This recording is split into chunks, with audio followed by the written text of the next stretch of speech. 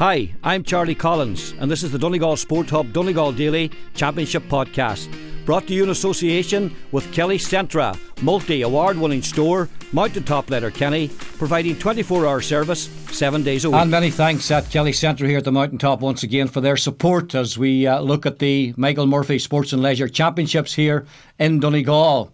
A mixed sort of a programme today. We'll be moving the chairs around and moving the people from the chairs around as well, because we're recording this on Monday evening. Now, as you probably all know at this stage, Monday's been a pretty dramatic day in terms of sport. Croke Park have come out and said that all club activities will be cancelled for the foreseeable future, but it looks as if the county matches, which are due to take place in a couple of weeks' time, 2 series of National League games and then into the Championship, are still okay to go. Will that happen? We wonder why. You know that Neffet asked for a level 5, of course. It looks as if, as we speak now, that's not going to be the case. It's going to be level 3 with more serious restrictions. So it's all a little bit confusing, but the disappointing news for us here and for everybody throughout Donegal who's involved in GAA is that the senior county final between Kilcar and Neath Connell, which was scheduled to take place next Sunday, has been postponed for the foreseeable future. John Harn and Gary McDade are with me. Not the news, John, that we wanted to hear. We're a bit surprised, or at least I am, because the expectation was from early this morning and last night we were going to level 5.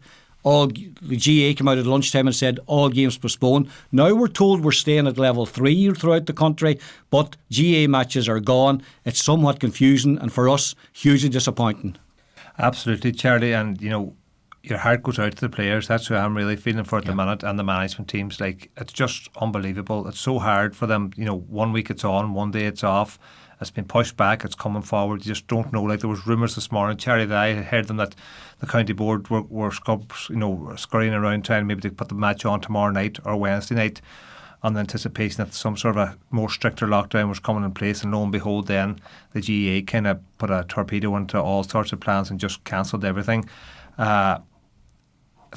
Possibly, Charlie, a knee-jerk. I don't know, Charlie. It's very difficult to say, Charlie. The whole thing is up in a heap. There seems to be big problems with celebrations going on after matches. That seems to have caused a lot of bother for the GAA. They said on the record that was one of the reasons. That was one of the reasons. Just looking at the schedule, Charlie, chatting about it before, I think there's 5 county finals still to go, 3 football and 2 hurling county senior finals around the country. So it's not, we're nearly there, Charlie. But for them counties that haven't finished, it's very hard, Charlie, for the players. You would think maybe could the GAA said, listen, get them 5 senior county finals played this weekend. That's it. Then everything's off. Underage league games, whatever else, junior B or even intermediate. But the 5 senior games championships to be finished off. But Charlie, they put a blanket ban on everything now, and as we seem to hear that this inter-county is going to go ahead still. So was there a deal done somewhere to say, listen, call off all club games, call off all GAA activity at the minute, and we'll give you the green light for the inter-county? We just don't know, Charlie, but for the players, Charlie, my heart goes out to them. Yeah. Gary, it's not too late yet. I think when I heard the news at lunchtime, I thought that they acted on the fact that it's going to be level 5, so it's going to be an easy decision for them to make. Should they have waited until the Cabinet met, or this subcommittee met, and made a decision on the recommendation that we'd go to level 5 or not? As it turns out, it's not. So we could have played our county final. We were at level 3 over the weekend when we played our hurling and junior final. Surely at level 3 we can play our senior final. 100%, I agree with you. And we were talking ourselves at lunchtime in the college, a couple of us were thinking, they must have got the heads up here that something's coming down the line when they have announced this. And then I made 1 or 2 phone calls myself. I was chatting to different people, and just to clarify, so at the minute, the only thing was allowed to go before that announcement today was all adult club championship elite level games. That's what was allowed. With that announcement today, now they're gone, but training is still allowed to go, and your pods of 15, it's still allowed. So that's probably the one positive for those teams in the final, that at least they can keep tipping away. But listen, sure, I would say they'll be talking about this level 3 for 3 to 4 weeks, so it's going to be very difficult for those teams to keep tipping away. But unless, like John's point there, that they go ahead and tell those county boards, go and get those games played, because make an exception for those 5 that John talked about. Because there's lots of exceptions ever been made all the time. So there's And in fairness, I think Donegal have been leading by example. I mean, when I've been covering a lot of the games because of the Sports Hub, and you know, I think our social distancing when it was even 200 was brilliant. And then when it's gone to no supporters now at the game, I think we're one of the counties leading by example. I mean, you can't say the same about our neighbours Derry. One of the problems, and we have to talk about it, Gary and John alluded to it there, is the celebrations after. And I saw somebody interviewed by Erin Magner last week in Donegal, I think in Balbafay, and said, that's the type of people we are. You know, if there's something to celebrate, we're going to celebrate it. But have the clubs let the GAA down by overdoing it with their celebrations? I find that very difficult to say because, I mean, if you won championships, you want to celebrate them. But should it have been the case that, right, we've won the championship, but at least we got playing it? Yeah, I know. I know there's people then getting angry when you see maybe the scenes on the pitch afterwards. There are a lot of people giving out about the Dungannon game, so there was, but and we were talking off the air about the Cork game, the Cork final Hurling yesterday. Hurling yesterday.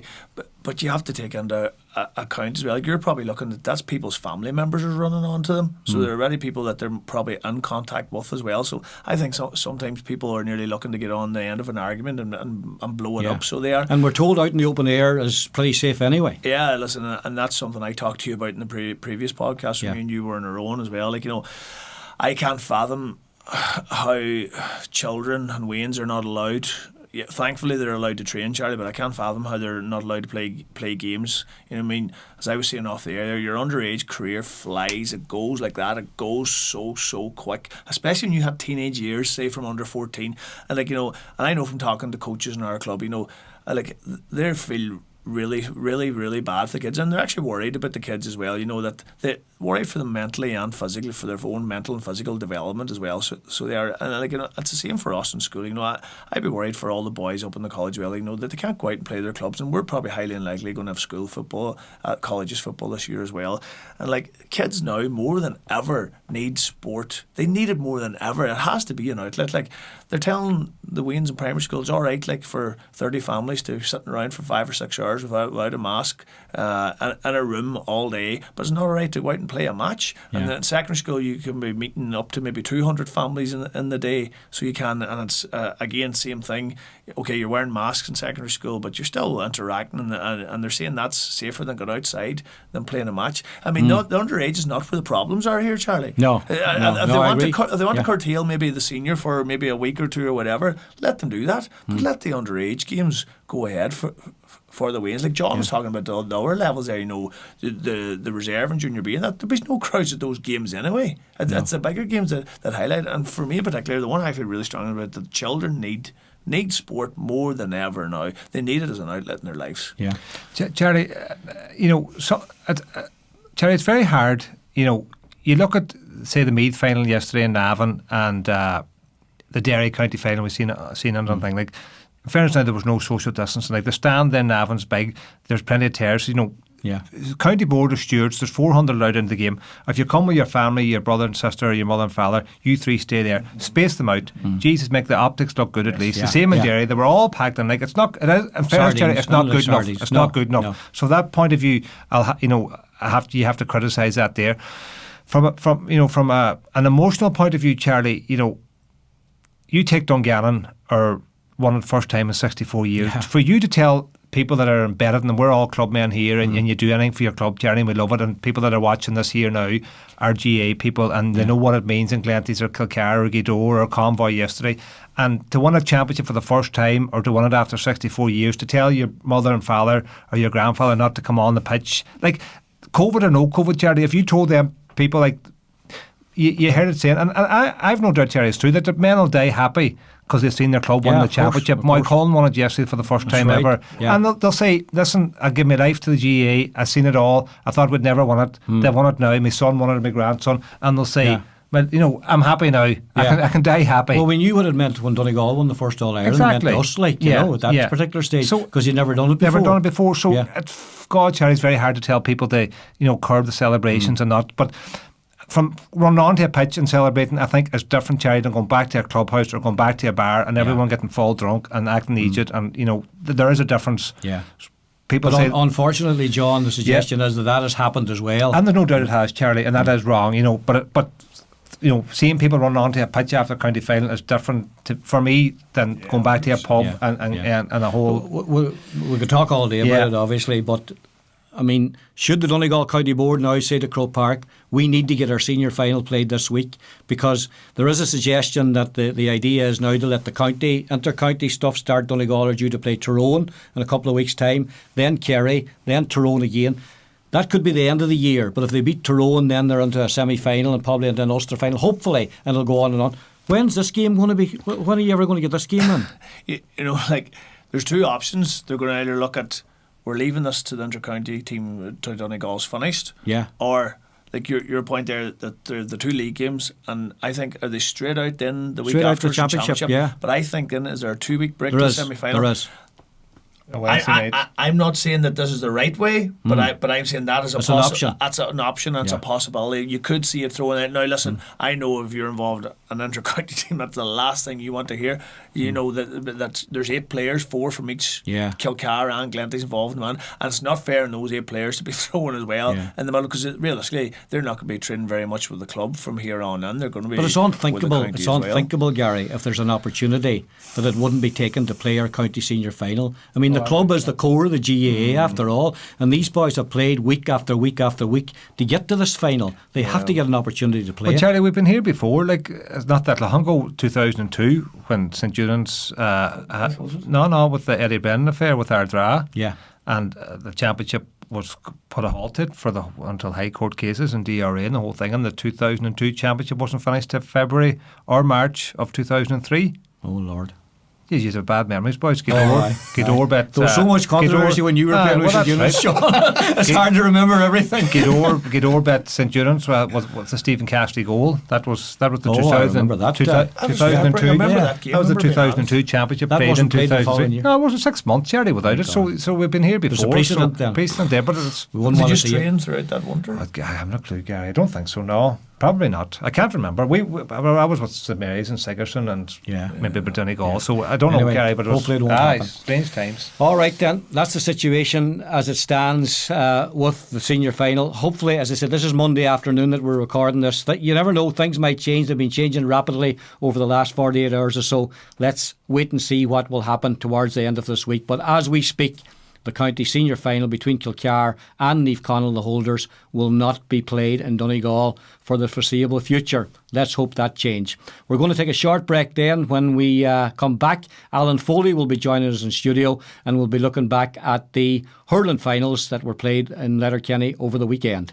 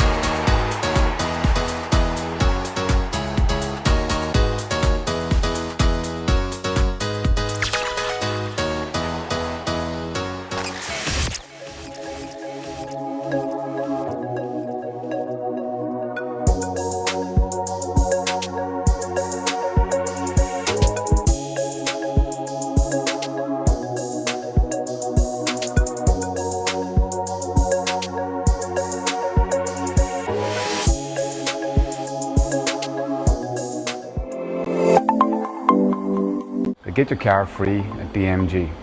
It's as simple as 1, 2, 3. 1, buy a used car at DMG. 2, like us on Facebook.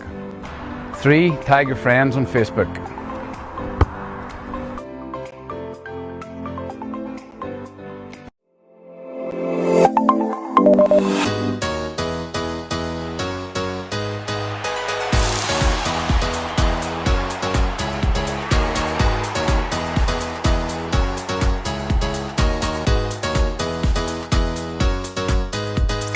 And you're welcome back, and thanks to Kelly Centre here at the Mountaintop for their continued support on our sports podcast here on Donegal Daily, Donegal Sport Hub.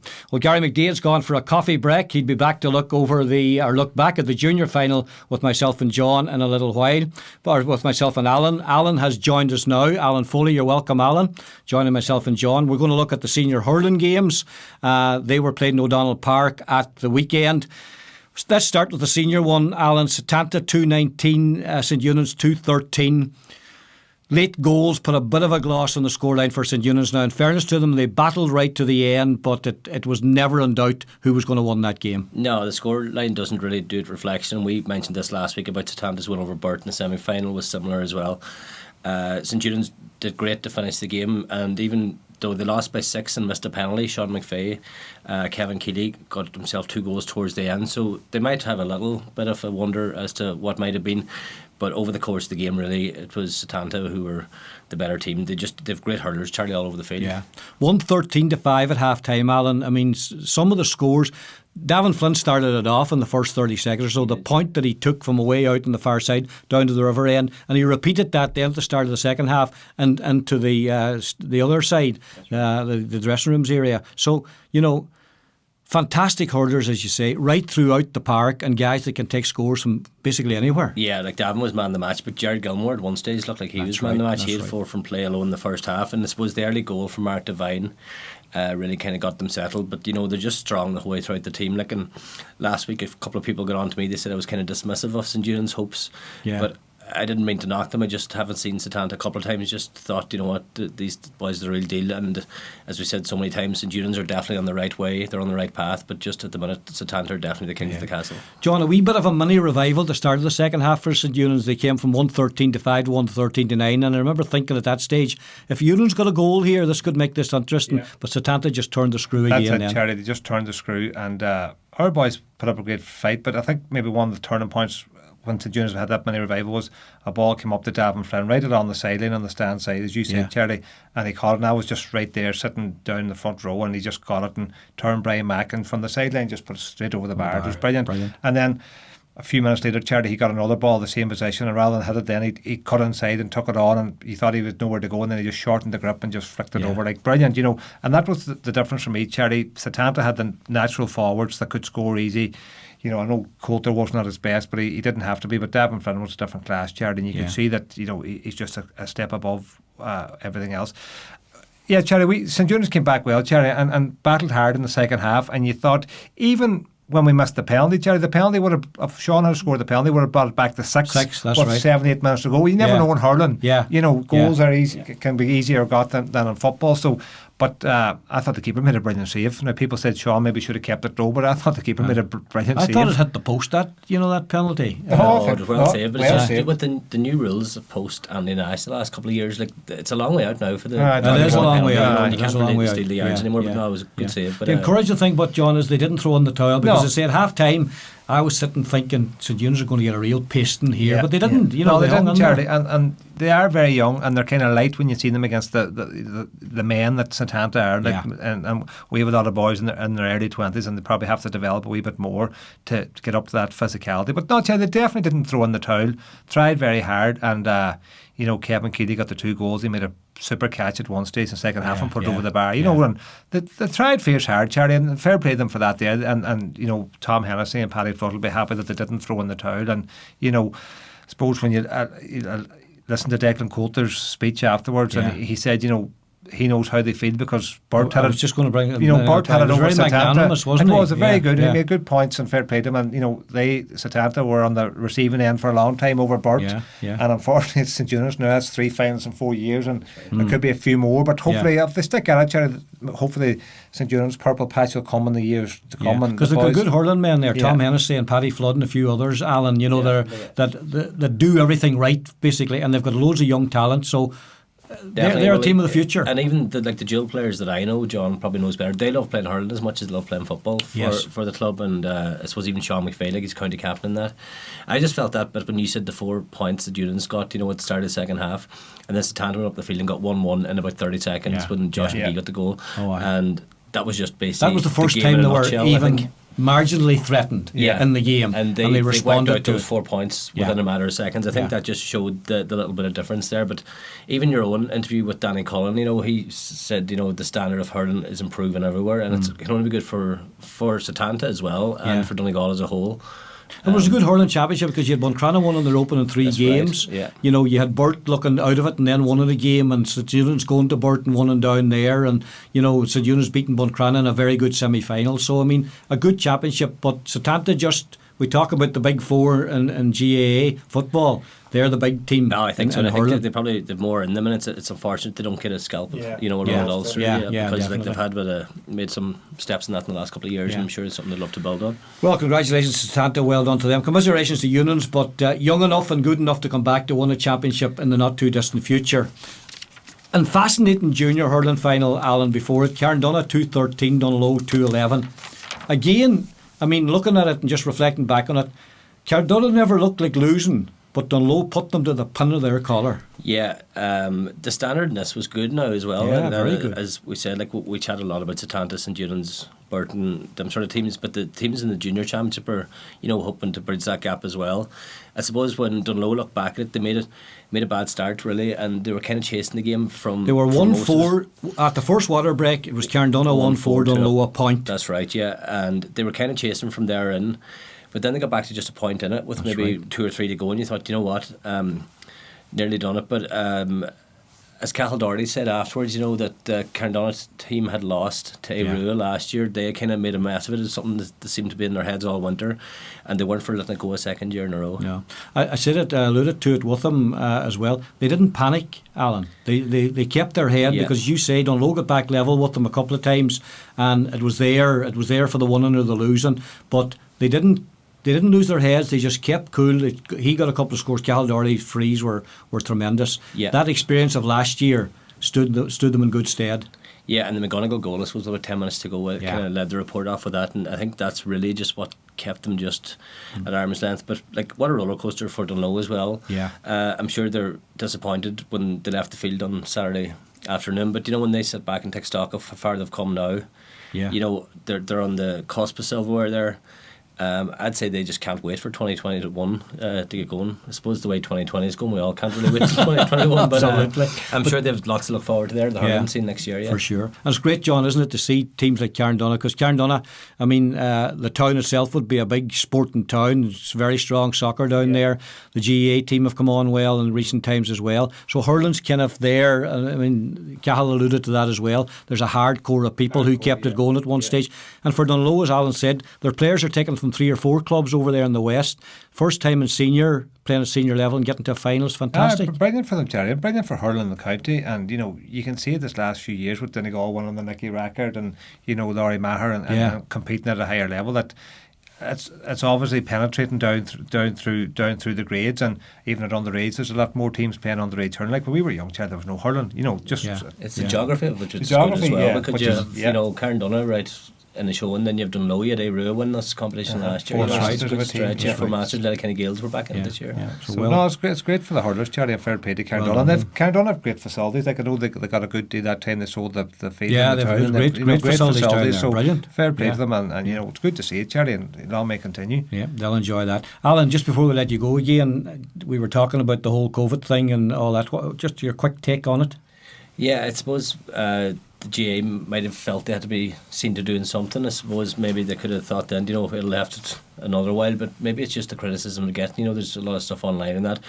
I think it's just very frustrating for locally here, the players of Kilcarn and Connell, of course. And I remember a couple of years ago they were due to meet in the Comortas final, 2015 was it? In Ardra, do you remember it was a washout? Yeah, that's June right. Bank holiday, so they didn't get back till Halloween weekend. I think it was that year. Yeah, so it's frustrating, but I suppose people's well-being is the most important thing for now. Okay, all right, Alan. We're going to take another break there. Gary will be rejoining myself and Alan to look at the junior match. All three of us were at that in McCool Park. Thanks to John for coming in. Not sure whether this will be the last one or not, John. We're not going to write it off because this year's been full of surprises. That's like John's career. We might see you again. This is not the end of your career. You've made several very successful comebacks. But for the moment, John, thanks for your input as always. It's much appreciated. Come back after the break and Alan and myself and Gary will look back at Convoy's finally finally winning a junior championship.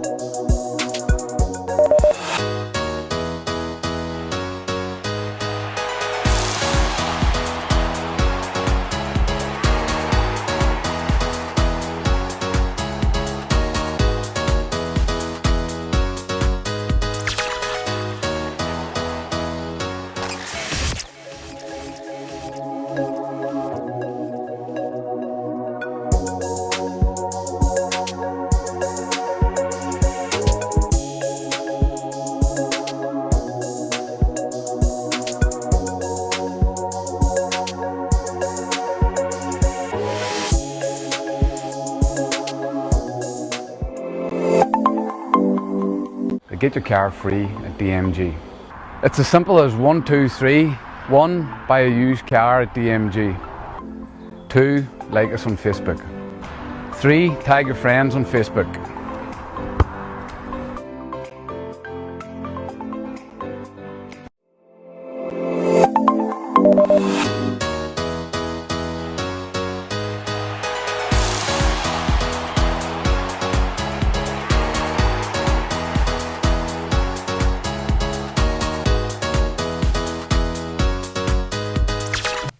And welcome back to the last part of our podcast for this week. Many thanks to Kelly Centre at the Mountaintop for their continued support on our podcast. We really appreciate it, and support them if you possibly can. Gary McDade's back in studio with me now. John Harn has vacated the seat. Gary, Alan and myself were all at the Junior Championship final, which was played in McCool Park yesterday. The first thing I want to say is well done to both teams for their performance in very difficult conditions, and also well done to the ground staff at McCool's. I waited all day for a phone call or some sort of a message that the football would be cancelled due to the continued heavy rain, but the pitch was in excellent condition, and it takes a lot of hard work, not only yesterday but previously, to have McCool Park or any pitch in that shape. So well done to everybody involved there. Gary, Convoy 3-10, Downings 1-3. Does that about sum up the type of game it was? Convoy dominating from start to finish? Yeah, definitely. I thought they were just phenomenal in everything that they did. They were, structure was brilliant from the back right into the middle and up to the very top of their attacking line. You could see they were well drilled and well coached, and like Lawrence McMullen deserves huge credit. Like, so he does. Like, I mean, he's stuck at it through thick and thin. I think that's his 5th year now, so it is involved with him.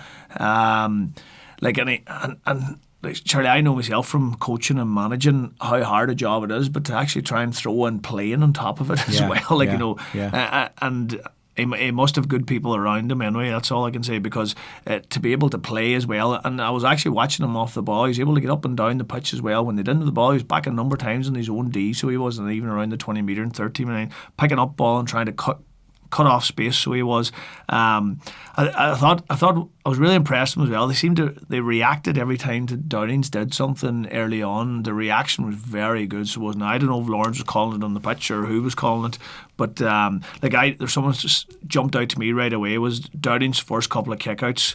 They came straight up the middle to Larkin Connor, and Larkin caught it first time, turned and straight into Johnny McGrady. So it did.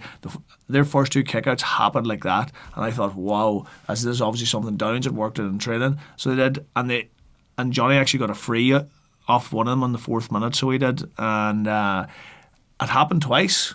Convoy reacted.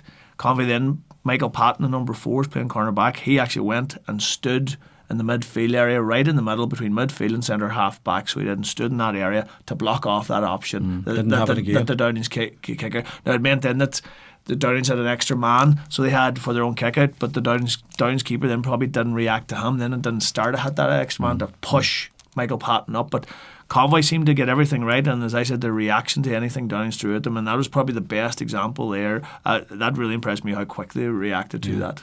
Just looking at the stats, Alan, from the game, first water break, Convoy led 4-1. All those scores, all 5 of them had come from frees.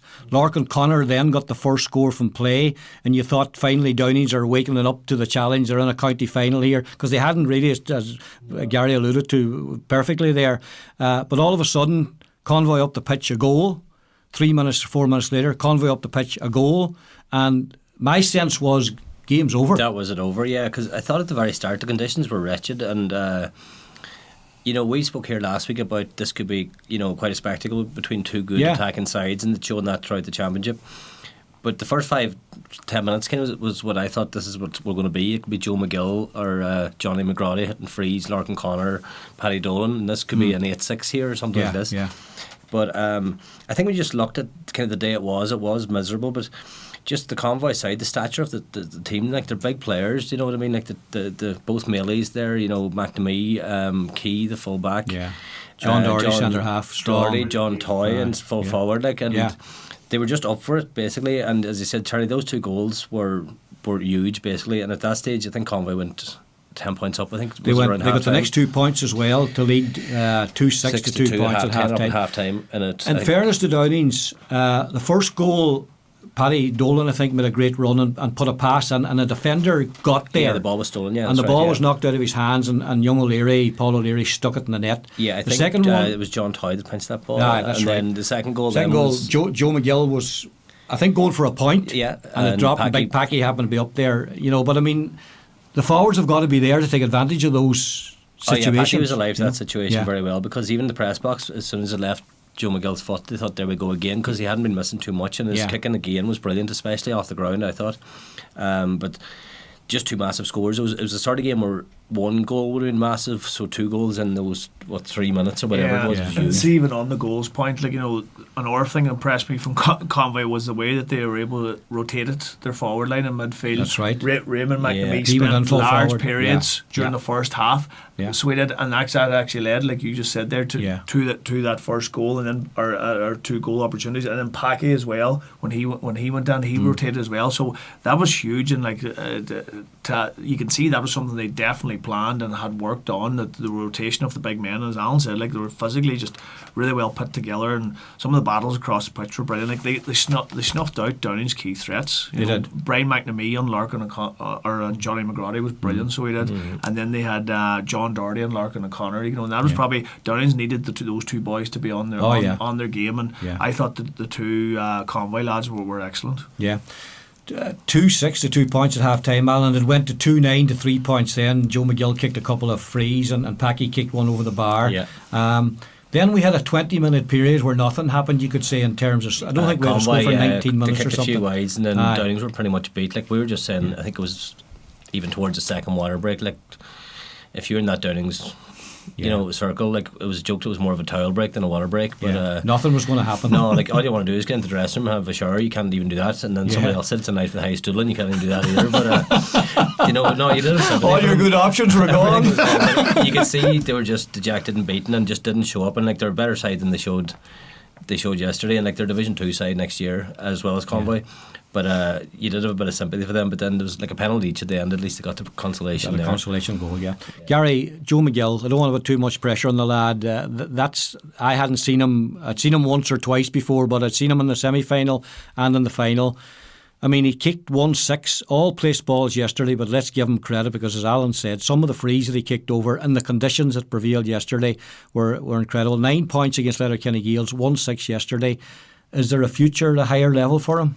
Yeah, listen, he has huge potential. He would have been up at the time I was involved in the 20s. He would have been thereabouts, and he made it well onto the trial process as well. He made it well into before the final cuts were made, and you could see the potential was there. And probably, he was part of Michael Murphy's LYT Sigerson team last year as well, and I think he played quite a bit in the league section, maybe not so much in the Sigerson campaign, the championship campaign. I'm not sure if he's back this year, but hopefully he is back there, because another year working under Michael Murphy will certainly help him as well, and bring him on leaps and bounds. Not alone his dead ball kicking yesterday, Charlie, probably what he has brought to his game from the last time I would have seen him play is that he's showing hard now for the ball. So he is, and he's a very good option for the Convoy outlet, and he's a big man, like he's over 6 foot, so he is, and he's his movement off the ball, like, you know, he's not running out and making the pitch smaller towards the ball. He's making lateral runs over and back the pitch and then behind at times. So huge potential there, definitely. And looking at the team at Convoy, like, you know, they're moving up now to intermediate, and you know, 2005, I heard them saying like Lawrence and Packy were around in 2005, you know, and probably looking back 2005, if you asked them what happened then, well, you're probably looking at the team broke up, I would say, you know. That they're difficult holding on to people. Yeah. I spoke to Lawrence and to Packy about that after the game. Seemed you to know, go their different ways, and Packy obviously got involved in the ground ball, so he did after that, and he's back now to the football, so he is, and I remember Packy, I'm nearly sure too, was up for Donegal for a stage, so he was in the fringes of the senior squad. So, like, you know, they're probably looking at, we have to fix now that what went wrong the last time we went intermediate. We can't let it happen again, because I actually see huge potential there, and I actually see huge areas where they can make huge gains as well. Like, I was looking at them yesterday, and I think areas like S&C and their level of fitness could definitely go up another notch, because they definitely have footballers. And I think if they got that sorted now over the winter, you know, they'll stabilise themselves hopefully as an intermediate team next year, because they have the facilities. They have the superb area over there in Convoy, their pitch and the floodlights. I mean, people are crying out to use it all the time. So they are, you know, and we've used it a lot in the past ourselves when we had runs in Ulster, and we're so thankful for them. And listen, they're going in the right way, and probably now that they need to make sure that they put the blocks in place, that it doesn't happen in 2005, and that they don't just stay a year or two in intermediate and drop back to junior. Now it's time to push on, you know, and hopefully Lawrence has the energy to do it. So he has, after doing it for I so long. I suggested him yesterday in the interview, might be a good time to retire, and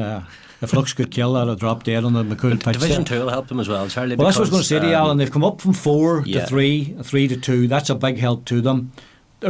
They'll probably look at Buncrana, won in the junior championship last year, and getting an intermediate semi-final this year, and saying, if they can do it, we can do it, because they have the talent. But Gary's quite right, they can't sit in their laurels now, they've got to push on. No, but sometimes these teams that when, you know, the juniors are coming from Division 4, then going into the intermediate championships, where Convoy now will be playing, if good next standard. year is normal, like that, Division 2 is a minefield. Very and competitive. they could be playing 18 games before they kick a ball in the championship next year. So like they'll learn a lot from that, and like there's a good standard of team you have up as far as like Glenfinnan, the senior championship there, McCool's, don't you? Still, Aru is still there. A lot of them. So all the games, Milford there now. All the games in that division are quite close as well. There's a lot of close games. So I think. And easier to talk to, I mean, you've had this experience out in the Glen Swilly, easier to talk to players when you have a winning sort of a mentality, and not only a winning mentality, but you've actually won things, Gary. Easier to get them on board for the following year. Yeah, definitely, you know, and that's what you would hope now, that because they're moving intermediate, and from listening to interviews and that, there seemed to be that real hunger on them, that this was going to be the year that they were kind of scunnered after getting beaten 3 semi-finals in a row, you know. And listen, I would know a lot of the players. Like, we had 7 came through the college, like Anthony Brown, Colin McDermott, Paul O'Leary, Michael Patton, Sean Patton, Gavin Sweeney and Matty Coyle. You know, I hope I'm not leaving anybody out there, but they all came through us up in the college, and all good lads and good footballers, and we've always good connections up there with the club and Convoy, and it's always something we're looking to build. And I suppose, you know, them lads coming from a junior club for so long, to be able to come into the college and play McCrory Cup and play football and Ranafast football, like that has helped them in the winter time then, Charlie, to develop, you know. And from talking to the likes of people in the club, they would say that themselves, you know, it's huge benefits the boys playing that level of football when they come back to them. And my wife actually teaches over in Convoy, so she does, so I'll hear the crack now when I go home today, but they were up getting, she asked me to see if we could get some bunting last week, so to decorate the school, so I got her a bit of bunting to get up around the school last week, so I did. So they were definitely, it was difficult because of the COVID, so it was, you know, not to be able to get out and celebrate it, and they were actually doing wee video messages in the school and that for the team, and to put up on Facebook and social media. So, you know, I'll say it's really brought the whole area together in difficult times, you know, and that area in Convoy has had a lockdown as well, so it has. I remember we were talking about it the previous week, so I mean, this will help them now in these difficult times going forward. And Alan, Downing's will go away hugely disappointed with their performance. I mean, at the start of the championship, they would have been mentioned as potential champions, and when they got to the final, it didn't surprise anybody. But to get to a final and a non-performance, it leaves a sour taste in the mouth. Yeah, pretty much just didn't really turn up, and they didn't do themselves any justice at all. And as we said, they were kind of a beaten docket after 20 minutes of the game. But I suppose like they can draw on the positive of the year. Charlie, they too will be in Division 2 next year. They'll be among the favourites yet again for the junior championship, and they did show enough positive flashes this year. Up to this, it's just a pity the way it ended for them. I thought it was just one of them days. If things weren't going for you, you just didn't want to be there, and got that impression. They were playing against a team, as Gary alluded to, well set up, a good team plan. But whatever their team plan didn't work. It just they didn't bring anything that I could see to the game that would give them a chance of winning it. Convoy had their A game, and Convoy or Downings probably didn't even have their C game, to be honest. True. Disappointing. Okay, that's it for this week. It's a confusing week. This is Monday, of course, and announcements have been made in relation to the GAA cancelling all club games. As you've heard from the guys, John before he left, and Alan and Gary, we'd love to think that there might be a change of mind in terms of our county final for next weekend. It's unlikely that'll happen, but who knows? There have been all sorts of backtracking done over the last few weeks, and it might happen. Congratulations to the teams that won the championships this weekend, to Setanta, at senior hurling to Cairndonagh, at junior hurling to commiserations to St Eunan's and Dunlow, and of course congratulations to Convoy, a big gap of 15 years to win the junior championship again, and commiserations to Downings. Thanks to Gary and Alan. We don't know when we will be back. We will be back. The inter-county scene apparently is going to start in 2 weeks' time. Who knows what's going to happen in the meantime, but if it starts, we'll be back. But for now, thanks for joining us, and once again thanks to Tommy here at Full Tilt. In case we're not back, I just want to say that every one of you have had the opportunity of switching off if you didn't like what you were hearing. He's had to sit through it all every week without an opportunity to close it, and that's been a trying experience, but he's done a great job. Thank you, Tommy. Thanks to everybody. Hopefully we'll see you in the not too distant future, and of course thanks very much to Kelly's at the Mountaintop, Kelly Centra, for their great support for this podcast over the last 10 weeks. The Donegal Sport Hub Donegal Daily Championship Podcast, brought to you in association with Kelly Centra, multi-award winning store, Mountaintop Letterkenny, providing 24-hour service 7 days a week.